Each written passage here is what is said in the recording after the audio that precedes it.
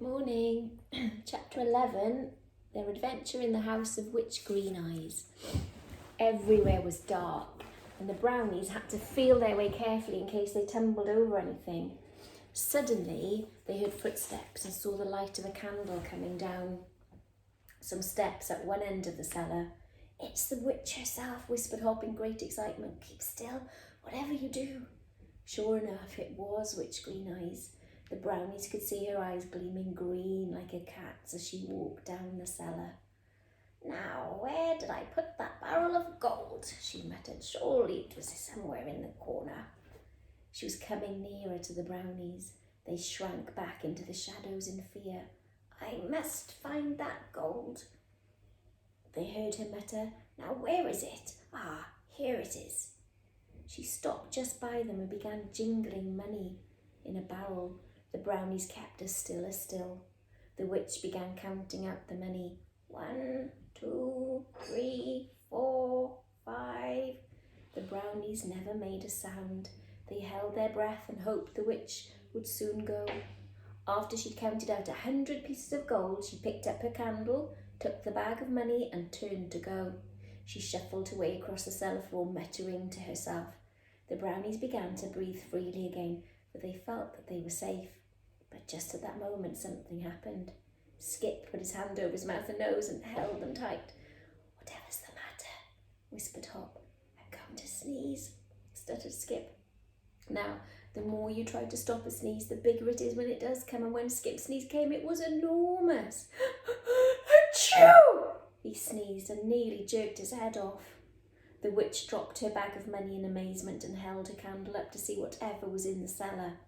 "Quick, the mouse hole," whispered Hop, and the brownies ran to where they thought it was. But oh dear me, they couldn't find it anywhere, not anywhere at all. The witch came down the cellar again, holding her candle up high and looking as fierce as ever a witch could look. "Oh," she said as she saw the scurrying brownies, "and what do you think you're doing here, I should like to know?" "Nothing much," answered Hop, wondering wherever the mouse hole was. "Just looking for spiders, you know." "Looking for my gold, more likely," growled the witch. "You wouldn't be down in my cellar for spiders, you squiggling brownies. You come along upstairs, I'll show you a better place for spiders." She took hold of them and pushed them up in front of her. "Up the steps you go," she cried, her green eyes looking more like a cat's than ever. The frightened brownies rushed up the steps and found themselves in a large kitchen. "Now," said the witch with a nasty sort of smile, "you'll find plenty of cobwebs about my kitchen. So just go and look for spiders behind them while I ask my black cat to tell me exactly what they were in the cellar. It's not much good asking you, I can see, as you seem to think of nothing but spiders." The poor little brownies had to go and poke about in the thick cobwebs that hung in the dark corner of the kitchen. They couldn't bear it, for the spiders were large and very, very creepy crawly. The witch called her black cat. "Cinder boy, Cinder boy," she cried. In walked an enormous cat with eyes as green as the witch's. "Sit in the magic circle, Cinder boy," said the witch, "and tell me the answers to my questions." The cat went and sat down in the middle of the circle chalked on the kitchen floor. It closed its eyes and switched its tail about. "Oh, Cinder boy," cried the witch, waving her stick over him, "tell me, I pray you, what has brought these 3 brownies here?" "They come to rescue the Princess Perenelle," replied the cat in a deep and purring voice.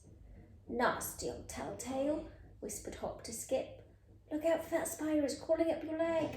"Ho, ho," laughed the witch. "To rescue the Princess Perenelle? That's a great joke indeed. Now, tell me, Cinder boy, does anyone in Fairyland know they've come here?" "No one knows," answered the Cinder boy. "No one will ever know if you keep them here forever." "I don't like that cat," said Skip. "It knows too much for a cat." "Ha ha," laughed the witch again. "Thank you, Cinder boy. Now I know what to do with these horrid brownies. I'll put them in the high tower with the princess, and I won't let them go until they've made her do what I want." She turned to the brownies. Come, she said. I will take you to the princess you want to rescue. I will chain you up with her, and then you shall see whether it's an easy matter or not to come to Witchland and rescue a princess held by Witch Green Eyes. She hustled them out of the room to where the spiral staircase ran up and up and up. The brownies climbed it and thought surely it would never come to an end, but at last, after Hop had counted 2,684 steps, he saw a low door in front of him, heavily bolted, locked and padlocked. The witch unlocked and unbolted the door and pushed the brownies inside. There they saw a sight that made their hearts leap for joy, for the little Princess Perenelle was in the room, sitting at a window looking longingly out. She turned as they came in, and the brownies saw that the golden chains were round her legs and bound her to a staple in the wall. It made them very angry and very sad at the same time. Here you are, said the witch. Here's the princess you came to rescue. Now, just you make her do what I want her to, and I'll set you free. If not, I'll keep you here for the rest of your lives. She quickly slipped a chain around the legs of each brownie so that they were bound to the wall like the princess. Then she gave a wicked chuckle and went out of the door. They heard her locking and bolting it. Hello, said the brownies to the surprised princess.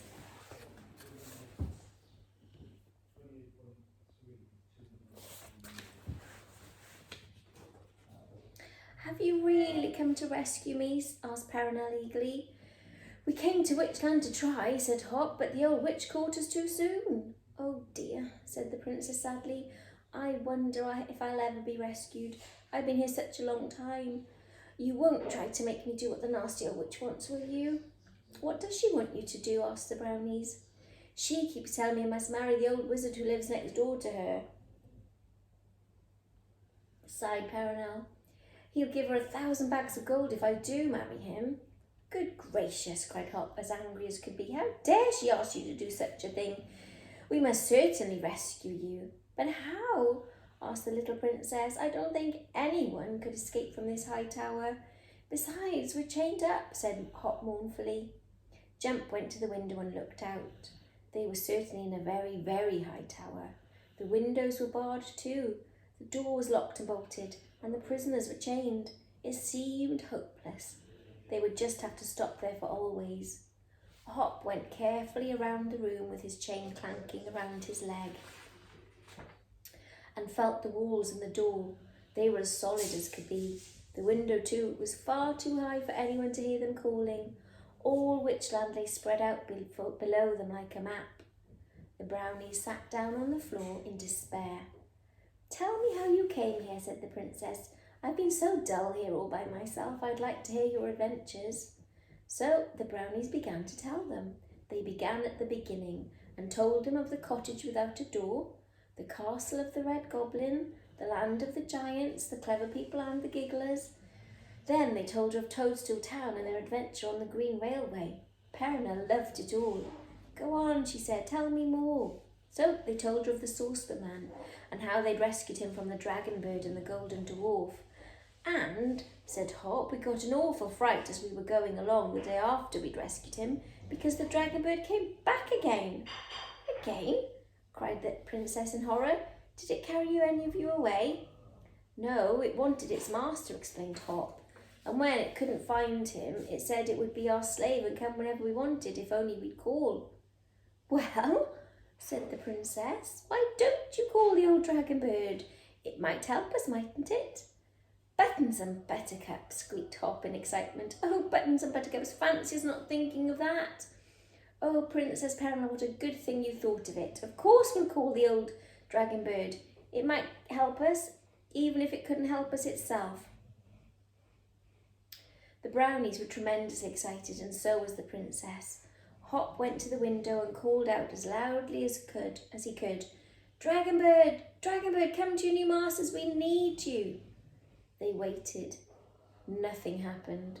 No sound of rushing wings came. Everyone felt very disappointed. Then Skip looked out of the window again and gave a cry of delight. I believe the Dragon Bird is coming, he called. Look, far away, ever so high up in the air. Hop looked. He saw a tiny black speck far away. I'll call again, he said, and once more he cried out to the dragon bird to come. The speck grew larger and larger. Then zzz, the dragon bird swooped down from the sky and landed with a thud on their windowsill. Master, I come, it croaked. What can I do for you? Listen, dragon bird, said Hop excitedly. We're prisoners here. Can you find some way of saving us? Let me come into the room with you, said the bird. I can talk with you better then. Crick, crack, crick, crack. It nipped each bar at the window with its strong beak and broke them off one by one. Then, the window clear of bars, the dragon bird hopped through the opening and stood on the table. What a peculiar-looking bird, said the princess, not at all afraid of the enormous creature. She went up to it and patted it. The dragon bird shivered all over with delight. Little lady, it croaked, you are the first person who's ever patted me. I will do anything to rescue you for your friends. Well, you can rescue us easily enough, said the princess, patting the bird again. Do you think you could manage to carry us away on your back? I don't know, said the dragon bird doubtfully. There's 4 of you, and I've never carried more than one before. I'm not an omnibus, you know. No, you're an aeroplane, said Hop. Come on, dragon bird. Let us tie ourselves onto your back and go. The old witch might be back at any moment. The princess patted the bird again. It was so pleased that it gave a crow of delight. Good gracious, said Hop in horror. What an awful noise, dragon bird. You'll have the witch here in no time if you do that. And what about our chains, Skip? How can we get rid of those? The bird leant forward and took Peronel's chains in his beak. Crick, crack, it bit them in 2. My, cried Jump, what a help you are, to be sure. Then the dragon bird bit all the brownies' chains in 2, and they were once more free. Now, go to the windowsill, said Hop, trying to push the bird off the table, and we'll get on your back one by one. The bird hopped over to the window. You needn't tie yourselves on my back, it croaked. I will make 4 strong feathers stand up straight, and you can hold on to those. Peronel stood on a chair, climbed up onto the bird's back, took hold of a fine strong feather, and settled herself comfortably, and the others followed. Have we got everything? Asked Hop, looking behind. Our bottles of goodness are in our pockets, aren't they? Yes, cried Skip joyously. Oh, isn't it grand, Hop? We've got the princess safe, and we've got the bottles of goodness too, so that soon we'll be in our own dear little cottage once more. Hold tight, said the bird suddenly, and everyone held tightly to their feathers. Then off they went into the air, far above the spires and towers of Witchland, carried strongly along on the big broad back of the dragon bird. It was fine. The bird flapped its wings steadily, and the air rushed whistling by their ears. Witchland was left behind, and the glass hill, and they were going very fast indeed. Didn't they enjoy it? They had been flying along steadily for some time when Hop happened to look behind them. Witchland could hardly be seen, it was just a blur in the distance, but out of that blur, Hop suddenly saw a little black spot. He strained his eyes to see what it was. Look, Skip, he said, pointing behind.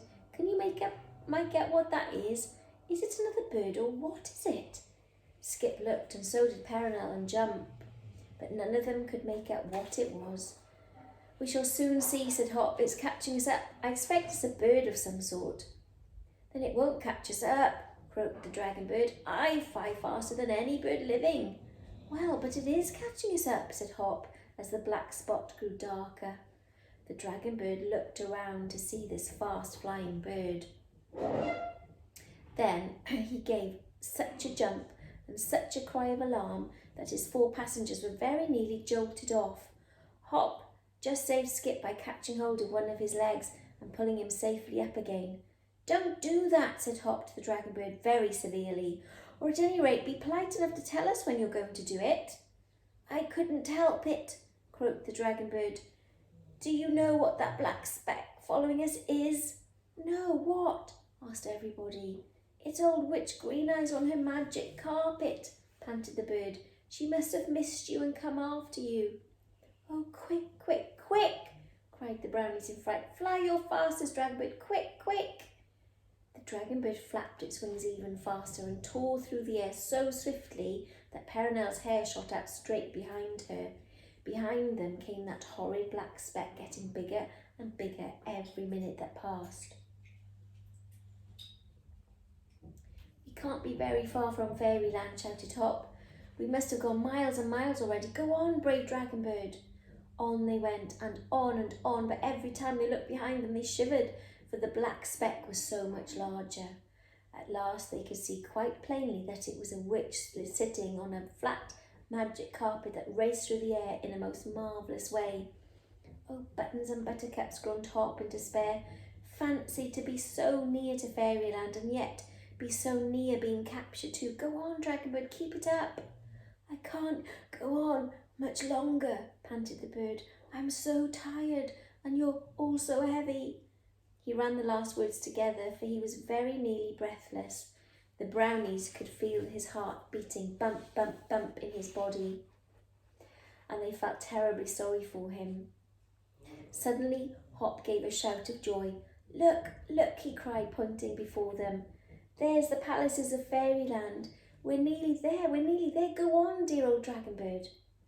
The bird's wings were flapping more slowly, but he put on an extra spurt when he heard the good news. Behind them, closer and closer, came the old witch Green Eyes on her carpet. She was so excited that she stood up with her hair flying behind her in the wind like long black snakes. I'll catch you," she shouted. The brownies could just hear her voice and they shivered. Nearer and nearer she came, and nearer came Fairyland. "I can't fly any more," gasped the bird suddenly and began to drop downwards. "Go on," shouted Hop. You can. Look, there's the walls of Fairyland. You've only got to fly over them and you're safe." The bird made for the walls, tried to fly over them and just missed them. It sank to the ground just outside Fairyland and lay there exhausted, while its 4 passengers scrambled off its back in dismay.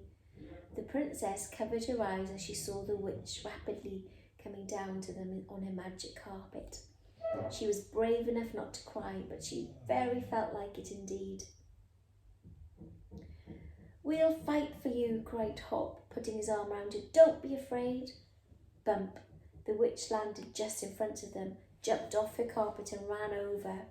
"Ho ho," she laughed. "So I've caught you after all." The brownies looked at her in despair. "Keep away from the princess," shouted Hop bravely, "or we'll fight you."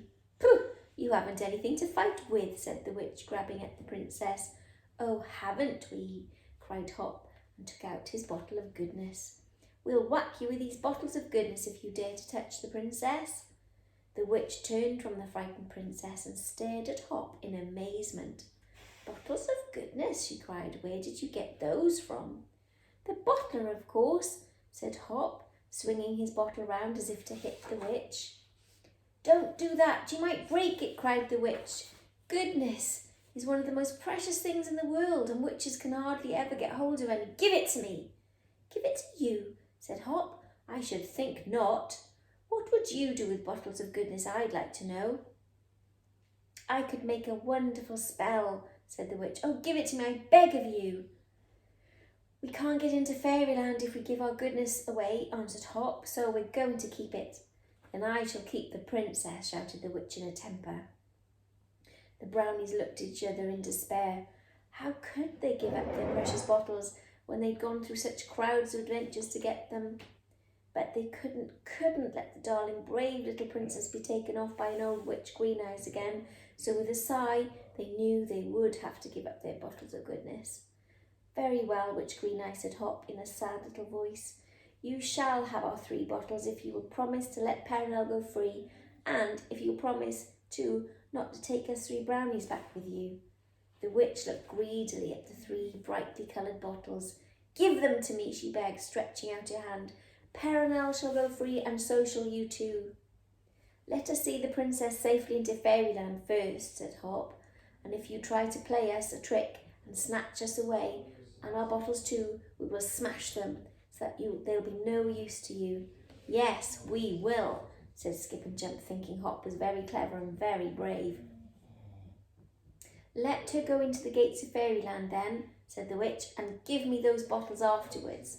So Perenelle ran quickly round the walls till she came to where the big gates of fairyland stood tightly closed. The brownies and the witch watched her beat at them with her little fists and saw them open. There was a sound like a glad, astonished cry, and then the gates closed. They're shut again, said Hop sadly. Quite shut, said Skip. Now give me the bottle, said the witch greedily. They gave her their precious bottles and watched her whilst she ran chuckling to the magic carpet. Then, whoo!